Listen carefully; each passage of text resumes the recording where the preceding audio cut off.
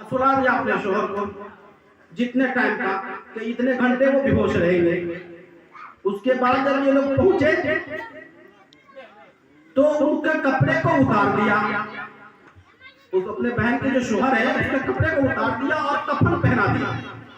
और ये चारों भाई जो है ना काला लिबास पहन लिया, मुंह झाँप लिया और लाइट को बंद कर दिया और अलग कमरे में ले गया।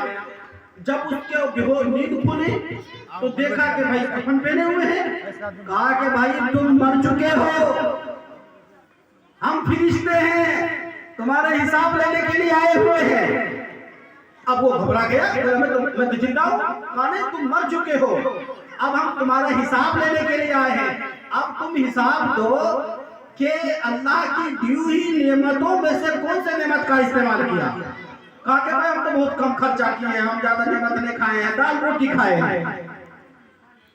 कहा दाल रोटी खाया, गोश्त मछली कभी नहीं खाया, लगाओ इसको 50 कोड़े, 50 कोड़े लगाया। कहा अल्लाह की दी हुई नेमतों में से तुमने उस नेमत का इस्तेमाल क्यों नहीं किया। फिर उसको 50 कोड़े लगाया। उसके बाद फिर उसमें आया, कहा कि अब बताओ अब अल्लाह की कौन सी नेमतों का इस्तेमाल किया। कहा मैं दाल रोटी के अलावा कुछ चीज खाया ही नहीं। कहा लगाओ फिर उसको 100 कोड़े, फिर लगाया, वो बेहोश हो गया। अब उसको उसके कपड़े पहना कर वापस उसके रूम में डाल दिया। ये सब भाई चले गए। सुबह में 8 बजे उसकी नींद खुली। उनकी बीवी आई और कहा कि देखो भाई नाश्ता नहीं करेंगे आप, 8 बजे का इतना लेट उठे आप। कहा कि क्या बनाई हो नाश्ते में। कहा दाल रोटी। बड़ा अल्लाह की पनाह, दाल रोटी में बड़ा अजाब है। नहीं दाल रोटी नहीं खाऊंगा, मैं बाजार जाता हूँ और गोश्त मछली और दही दूध सब लेकर के आता हूँ, आज से दाल रोटी बंद। तो ऐसे समझाने पड़ेगा या ऐसे समझ जाइएगा। जब अल्लाह ताला का वक्त आएगा, अल्लाह ताला भी दिन में 5 मरतबा बुलाता है कि मेरे बंदे आ जाओ, मेरे बंदे आ जाओ, तौबा का दरवाजा तुम्हारे लिए खुला हुआ है। जब वक्त आएगा तो फिर इसके कोड़े लगाएंगे, इरहम इरहम रखोगे तो खुदा की कसम फिर इसने कहेंगे कि उस वक्त तुमने अपने रब की नहीं सुनी तो आज तुम्हारा रब भी तुम्हारा नहीं सुनेगा। कि चिल्लाते रहोगे चीखते रहोगे, नहीं सुनेगा। इसलिए खुदारा कुछ आदमी कहते हैं कि भाई टीवी देखने से, डीजे बजाने से बच्चे होशियार होते हैं। खुदा की कसम बच्चे बर्बाद होते हैं, उनकी जिंदगियां बर्बाद होती है, उनके कैरेक्टर बर्बाद होते हैं, उनके आदत और अखलाक बर्बाद होते हैं। लाज शर्म हया उनकी जाती रहती है, गैरत उनकी मर जाती है। गैरत और शर्म क्या है? शर्म नाम की कोई चीज नहीं। आज लड़कियां जो फिल्म देखती हैं, लड़कियां जो इंस्टाग्राम चला रही हैं, किसी कोई बगैर दुपट्टा रखे हुए आज चल रही है, कहता फैशन है आज का। बाजू बगैर खुला बाजू रखती है, पेट खुला रखती है, कहता फैशन है। जब अल्लाह ताला के यहाँ अज़ाब दिया जाएगा तो उस वक्त सारा फैशन उसका निकल जाएगा। इसलिए खुदारा अभी वक्त है अपने रब को मनाने का।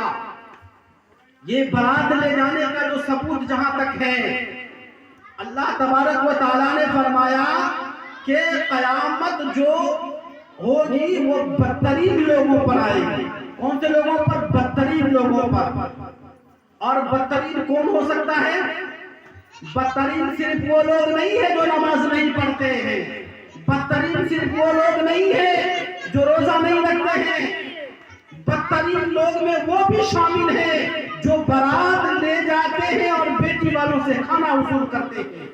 बदतरीन लोग वो भी हैं जो बेटे हमारा सऊदी अरब में रहता है, हम 5 लाख रुपए और एक स्प्लेंडर या क्या कहते हैं बुलेट लेंगे, वो भी बदतरीन लोग हैं। उन पे भी कयामत कायम होगी।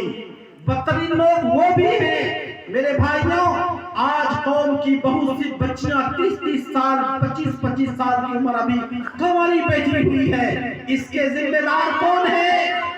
ये हमारे मालदार लोग हैं जो ये दहेज के नाम पर नकद देकर के उनकी बेटियों को कुंवारी रखने वाले ये लोग हैं। इनका औलाद, इनका अज़ाब ये सब उन्हीं पर पड़ेगा जो लेन देन का मामला रखते हैं। एक जगह मैं प्रोग्राम के अंदर मोतिहारी के अंदर गया तो रात में वहां ठहर गया। प्रोग्राम के अंदर मैं ठहर गया कि भाई रात हो गई, रात में आप कोई साधन नहीं, ट्रेन नहीं थी, सुबह में थी ट्रेन,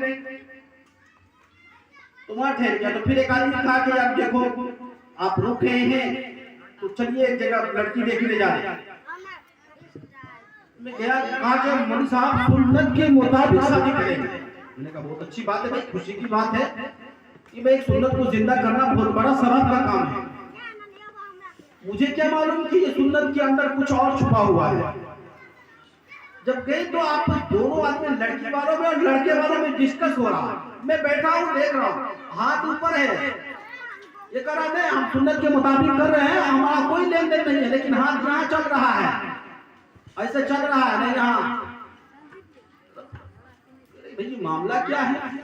फिर बोला कहता था नहीं, वो फिर इतना पिलाता था, फिर इतना पिलाता।